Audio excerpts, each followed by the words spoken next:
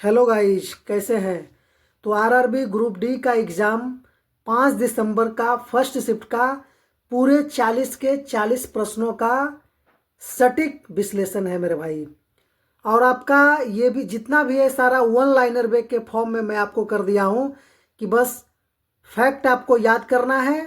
और हो सकता है क्वेश्चन अगर रिपीट होता है, कुछ कुछ क्वेश्चन वैसे तो रिपीट हुए हैं, अगर रिपीट होता है तो छूटने की संभावना भी, एक बार जब आप गो थ्रू हो लेते हैं तो छूटने का संभावना भी बहुत कम है। तो चलिए ज़्यादा टाइम न लेते हुए शुरू करते हैं। बस एक अनुरोध है कि चैनल पर अगर नए हैं तो चैनल को सब्सक्राइब कर लीजिएगा, वीडियो को शेयर कर दीजिएगा और लाइक कर दीजिएगा। चलिए चलते हैं आज के पहला प्रश्न में। 2025 के मेजर ध्यानचंद खेल रत्न पुरस्कार के लिए शूटिंग के क्षेत्र में किसे सम्मानित किया गया है? तो मनु भाकर को सम्मानित किया गया है। कुछ और भी खिलाड़ी हैं जिन्हें दिया गया है शूटिंग के क्षेत्र में, जैसे हरमनप्रीत सिंह है हॉकी के, डी गुकेश, डोमा राजू गुकेश आप नाम जानते होंगे, शतरंज के वर्ल्ड चैंपियन हैं। प्रवीण कुमार आपका पैरा एथलेटिक्स है। अगला प्रश्न, मार्च 2025 में प्रतिष्ठित एक प्रिट्जर आर्किटेक्चर पुरस्कार होता है, इंजीनियरिंग में मिलता है, किसे प्रदान किए जाने की घोषणा की गई है? तो न्यू जियाकुन, ये चीन के इंजीनियर हैं, उनको दिया गया है। और जो प्रिट्जर आर्किटेक्चर पुरस्कार है, वास्तुकला के क्षेत्र में नोबेल भी कहा जाता है। इस पुरस्कार के तहत विजेता को 1 लाख US डॉलर की राशि प्रदान की जाती है। चलिए अगला प्रश्न, अनुराग कश्यप की फिल्म, ये आपका मार्च का करंट अफेयर्स है 2025 का। पिछले भी वीडियो में मैं आपको बताया हूं कि मार्च से लेकर के अब तक का करंट अफेयर्स 1 महीना पहले तक का पूछ रहा है। अनुराग कश्यप की फिल्म डकैत में मृणाल ठाकुर के साथ मुख्य अभिनेता कौन है? तो मृणाल ठाकुर के साथ मुख्य अभिनेता डकैत मूवी में अदीब शेष हैं, अदीब शेष।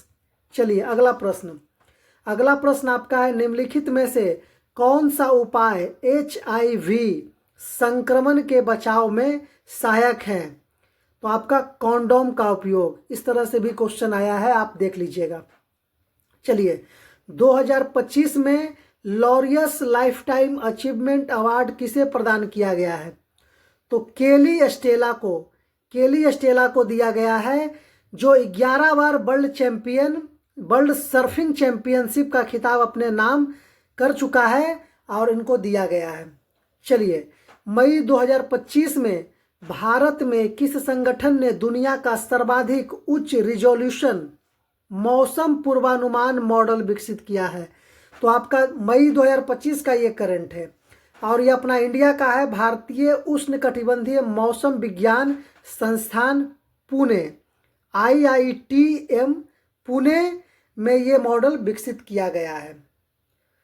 फिजिक्स से क्वेश्चन है, यदि किसी गेंद को ऊर्ध्व दिशा यानी ऊपर की ओर फेंका जाए तो समय के बाद उसका वेग क्या होगा?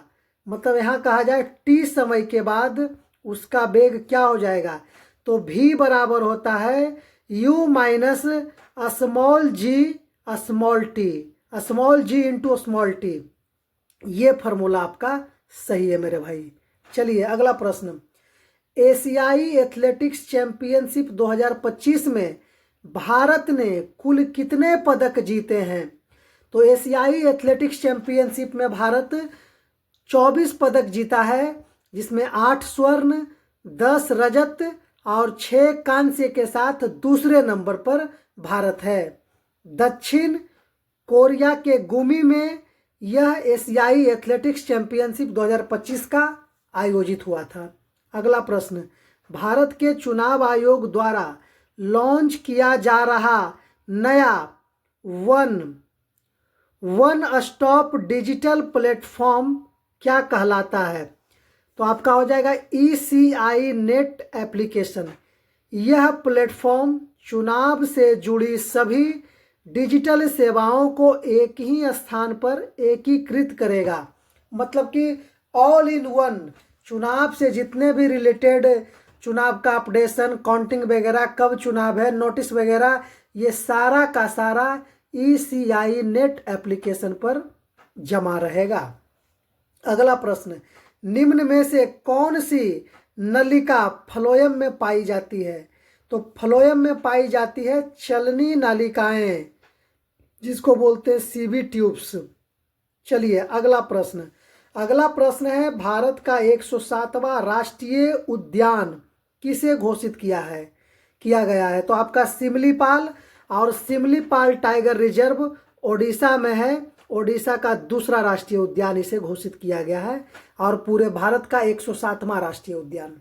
चलिए अगला प्रश्न है, भारतीय संरक्षण सम्मेलन ICCON 2025 जो 25 से 27 जून 2025 तक आयोजन जिसका हुआ था, कहाँ किया गया है?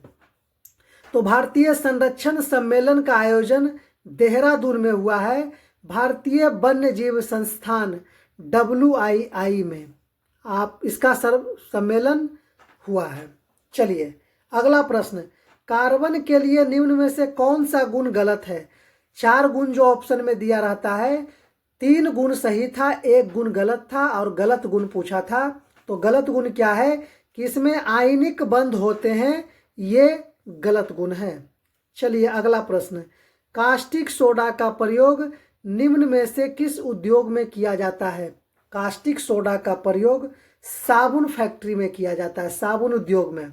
इसके बाद लकड़ी के गुद्दे, मतलब बीच में जो होता है कवर छोड़कर, तथा कास्टिक सोडा जिसे सोडियम हाइड्रोक्साइड कहा जाता है, का उपयोग मुख्य रूप से कागज और लुगदी उद्योग में भी इसका किया जाता है। लकड़ी के गुद्दे और कास्टिक सोडा जिसे सोडियम हाइड्रोक्साइड भी कहते हैं, उसका प्रयोग कागज और लुगदी के उपयोग में किया जाता है। चलिए अगला प्रश्न आपका, जे थॉम्सन के परमाणु मॉडल के बारे में कौन सा कथन सही है? तो कथन सही है, परमाणु एक धन आवेशित गोले से बना होता है जिसमें ऋणात्मक आवेशित इलेक्ट्रॉन अंतर्निहित होते हैं, ये कथन सही है। अगला प्रश्न, निम्न में से कौन सा गोल्जी इकाई का कार्य नहीं है? पिछला बार आया था गोल्जी इकाई का कार्य क्या है, और इस बार आया है गोल्जी इकाई का कार्य नहीं है। पिछला बार कहने का मतलब 3 दिसंबर के शिफ्ट में। चलिए तो इसका कार्य कौन सा नहीं है? तो साधारण शर्करा को जटिल शर्करा में तोड़ता है, इसका काम ये नहीं है। तो गोल्जी इकाई का प्रमुख कार्य क्या है? तो प्रोटीन और लिपिड का संशोधन, पैकेजिंग वगैरह, संग्रहण एवं स्राव है, तथा यह कोशिका के भीतर पदार्थों के परिवहन को सुगम भी बनाता है, गोल्जी इकाई का काम है, और लाइसोसोम का भी निर्माण करता है। तो गोल्जी इकाई का कार्य यह है, न कि साधारण शर्करा को जटिल शर्करा में तोड़ना। चलिए अगला प्रश्न है कि एक वस्तु पर 10 न्यूटन का बल लगाया जाता है और वस्तु 5 मीटर विस्थापित होती है, तो किया गया कार्य कितना होगा? एक फार्मूला आपको पता होगा, F = m/a, मतलब कि फोर्स बराबर मास इंटू एक्सेलरेशन। तो फोर्स क्या हो जाएगा? जो हम धकेलेंगे, धक्का देंगे, तो मास आपका 10 न्यूटन है, और एक्सेलरेशन 10 न्यूटन एक्सेलरेशन है, सॉरी मास 10 न्यूटन है और एक्सेलरेशन 5 है। तो F बराबर कितना हो जाएगा? 10 पंचे 50। इसका राइट आंसर यही था, 50 जूल। चलिए, चिप्स के पैकेट में हाइड्रोजन गैस क्यों भरी जाती है? तो इसका राइट आंसर है ऑक्सीकरण से बचने के लिए, मतलब उसके अंदर के चीज क्या होना चाहिए? खुरखुरा और ताजा रखने के लिए नाइट्रोजन गैस भरा जाता है। अगला प्रश्न, एक परिपथ में विद्युत विभव भी 5 वोल्ट और प्रतिरोध R 10 ओम है, विद्युत धारा R का मान क्या होगा?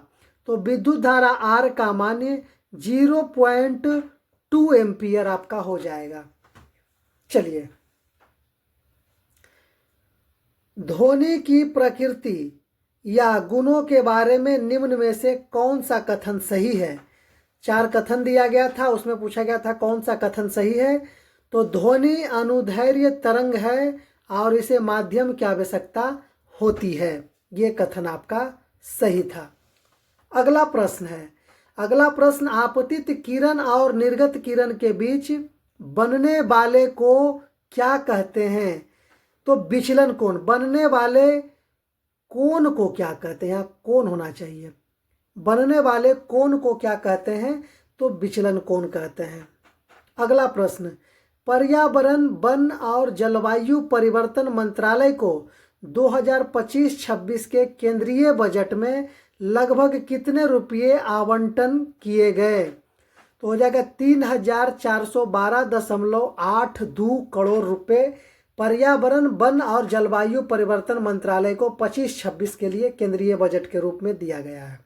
तो बजट से भी क्वेश्चन था।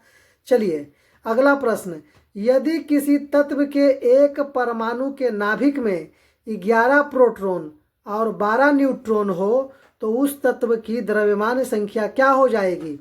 तो इसका फॉर्मूला ही होता है द्रव्यमान संख्या बराबर प्रोटॉन की संख्या प्लस न्यूट्रॉन की संख्या, दोनों को अगर प्लस करेंगे तो 23 आ जाएगा। चलिए अगले प्रश्न की तरफ चलते हैं।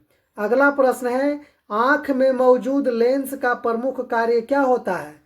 तो आँख में मौजूद लेंस का प्रमुख कार्य है प्रकाश किरणों को फोकस करना। प्रकाश की किरणों को क्या करना है? फोकस करना। अगला, महिलाओं में निषेचन या प्रजनन कहाँ होता है? तो फॉलोपियन ट्यूब में, जिसे अंडवाहिनी भी कहा जाता है। चलिए अगला प्रश्न, हाल ही में दक्षिण भारत की पहली संक्रामक रोग अनुसंधान और निदान प्रयोगशाला IRDL कहाँ स्थापित की जा रही है? तो साउथ इंडिया के लिए पहली संक्रामक रोग अनुसंधान निदान प्रयोगशाला आपका बेंगलुरु में इसका राइट आंसर था। अगला प्रश्न, निम्न में से कौन सा न्यूटन के तृतीय गति के नियम का उदाहरण नहीं है बोला है? ध्यान देना है, नहीं है। तो नहीं था क्या? पेड़ को हिलाने पर फल का गिरना, ये नहीं था। तो तृतीय नियम के कुछ उदाहरण देख लेते हैं, जैसे नाव को आगे की ओर बढ़ना।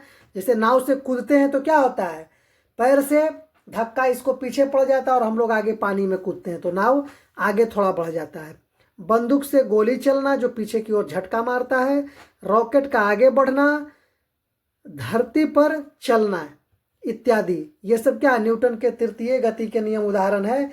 लेकिन पेड़ को हिलाने पर फल का गिरना, ये न्यूटन के गति का तृतीय नियम का उदाहरण नहीं है।